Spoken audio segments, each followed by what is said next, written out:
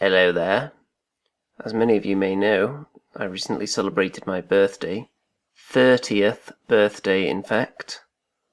I know that's shocking to all of you out there, since I do resemble a 22-year-old because I've managed to retain my boyish good looks up until now. It's shocking to me as well that I'm actually 30 now. It's quite horrifying, really. So I'm going to take this opportunity to first of all show you a variety of items that I managed to nudge various members of my family towards when it came to present time, and also just a general update on what's going on around here. So, we can see here on the hobby table that I've got some, well, we can move him out of the way, we've got some delightful Ascari Warriors from Foundry Miniatures. I'm going to be using these in bolt action as my Belgian Force Publique, because they do look very similar appearance and uniforms to the soldiers from the Belgian Congo of that period. Although I'm sure they didn't have bayonets, I think they were kind of out of fashion by that time, but they look cool.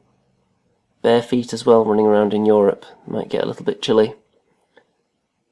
Behind them there's various projects that I'm not really paying too much attention to at the moment. For example, some crab chaos cultists and some dwarves at the back there.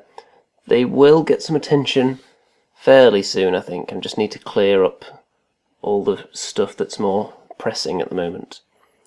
Such as Dead Zone here. These guys are very, very close to completion. They just need some varnishing and basing done.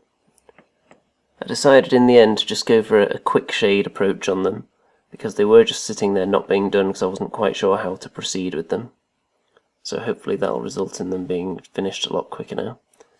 This guy here, this is strange. Apparently this came as just a free random gift with the Foundry Miniatures. It seems to be some kind of gigantic 40mm scale toy maker, possibly, because he's holding a very small person in his hand, and then it came with some other very small people as well. Very odd indeed. Now we've got some more of the Ascari Warriors here, which are slightly further along in the production line. Those guys don't have any sand on yet. These do. Along with some Belgians here. I've got some more chasseurs.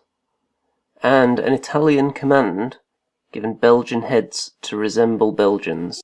And then down here we have my converted Belgian sniper, who is just a normal soldier, but then with a scope stolen from another weapon, from a sprue of bolt-action weapons that I was kindly donated by Mr. Pezapoo recently.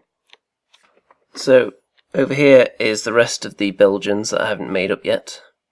So they're just going to be normal troops, or assistants for the officers and artillery observers and whatnot.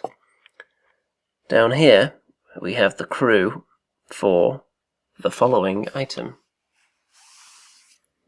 This is a German heavy howitzer, which I'm going to put Belgian heads on because there is no Belgian model for a heavy howitzer, even though there is an entry in the book. And it's going to be based on this Warhammer movement tray with the edges clipped off. So this is quite a sizable piece, if that is the kind of base it requires. It has 5 crew operating it, hoping that's going to do some damage. Incidentally, there are only 2 things in the Belgian section of the book that use the word heavy, which tells you a little bit about how poorly equipped they are generally. Back over here again, there is also the Belgian T-15 light tank. It's actually worse than a light tank in many ways, but it's fun. I think it is a really nice model as well. It's very small by tank standards, but it does look sweet. Over on the other side of the room, I've got some Drop Zone Commander products here. Fire blades, because I'm pretty sick of not being able to clear enemy infantry out of buildings while they're just toasting all mine through the windows, so I'm going to be able to pay them back for that now. And the Eagle gunship. I am a big fan of gunships in Drop Zone Commander. I like the ability to shoot at the ground targets, especially ones that can't shoot back at you, because you're in the air. Also, we have these olive drab bolt action order dice, which I need. I chose this colour because they seem to be one of the lesser purchased colours. so I can only need one set, hopefully.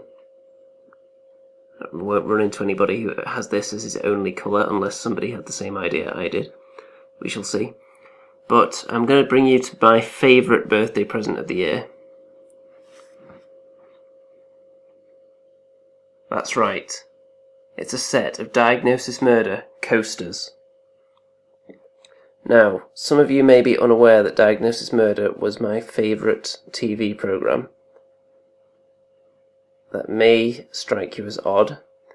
However, it used to be shown on TV at around sometime between 1 and 2, I think, in the afternoon. So when I was supposed to be at school, I may have occasionally feigned illness so I could stay home and watch Diagnosis Murder.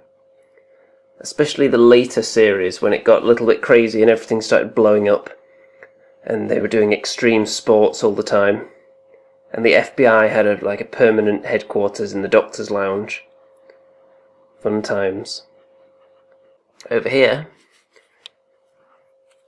I have my Relics demo posters, which I've mounted on some card, so I can prop them up on the demo table at Element Games in Stockport when I'm giving my Relics demos there.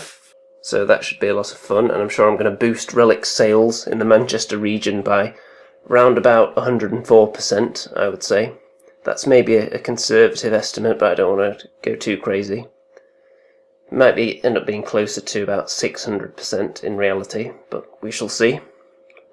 And I'm pretty sure that is the only thing worth noting, really. These are exciting times, though. I've got an awful lot going on.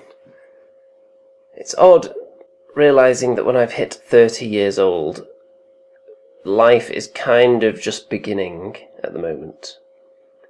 Because a few years ago I wasn't really doing an awful lot with life, and then since I got back into wargaming, everything's kind of kicked on severely. So everything's kind of falling into place, and I'm getting a lot closer to being in the position in life that I want to be in, which is good. So hopefully things will continue on that path. I'm thinking of doing a video where I just get out every single miniature I've painted since I got back into the hobby a couple of years ago. But that would be a lot of work putting them out on the table. I think I probably will do it sometime, but I wouldn't expect it anytime soon. It's going to take a while, especially picking all those zombies and skeletons out of their cases. Hundreds of them, and they're very pointy fingers and spears. They get stuck on the foam very easily. It does take a while to get them all out.